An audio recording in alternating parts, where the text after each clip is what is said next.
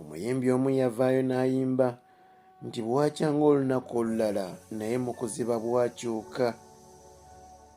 Isma Olaxes yakedde ku makya bw'atyo n'ayerekera kugenda okunoonya ejjamba, naye obudde obw'olweggulo okudda ewuwe ate okuwummula mwalaba obwenkyewu n'aba bw'atyo ate ab'omutima omubi nga bamulinze ne bamukuba amasasi agamujje mu bulamu buno obw'ensi. Era nga Isma Olaxes yabadde pulezidenti wa Uganda Bloggers Association, bw'atyo amannya g'amatuufu abadde amanyiddwa nga Ibrahim Tusuubira. Yakubiddwa amasasi wali ekyanja Kinyana Mpindi n'awaakubwa eyali honorable oba minisita wa Labour amanya muzikwala Hajji Abdul Mnyami Shafik Lwanga. Mugamba mutabanywanyi emboozi gyenkuleetera yannako era siraba lwaki nkubuuzaako kubanga nkimanyi embeera gy'olimu ya kiyongobero.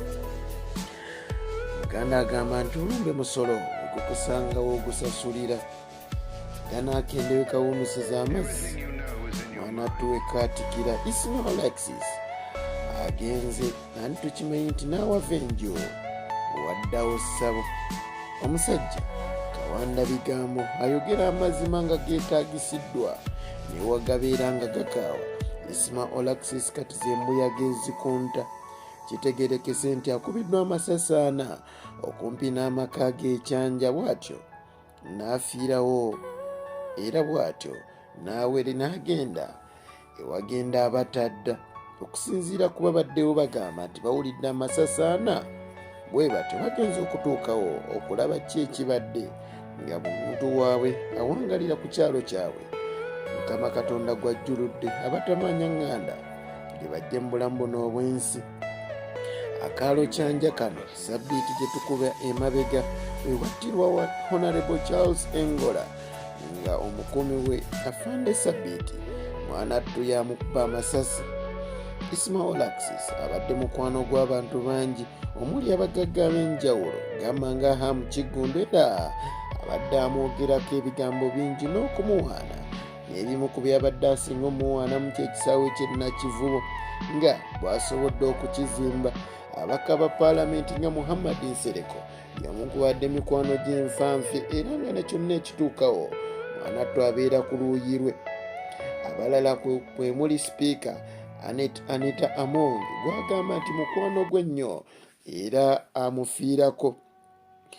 Omukulu ono abadde amanyiddwa nnyo ng'omuwagizi w'ekibiina ki National Resistance Movement, wadde ng'abadde taboolebwa newaba agenzeeko wali mu ba National Unity Platform oba FDC, kubanga oluusi abadde abeerako byayogera ebirimu NRM ebyetaaga okukyusaamu. Omukulu ono yawangalirako Sweden okumala emyaka 10, bw'atyo n'akomawo ebwawo bwe ng'ayina ennusu 5 byokka nga bw'ayogera. Abadde akolera nnyo ku mutimbagano era ng'awa nnyo aba bloggers content okulaba nga bafuna ekigulira magala eddiba. Driver we Mukama Katonda amuwanzeeko eddusu, bw'atyo n'asimattuka.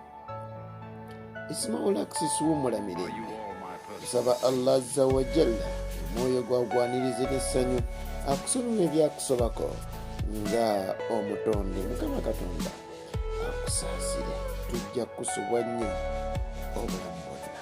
Shafi Kwanga, NFK.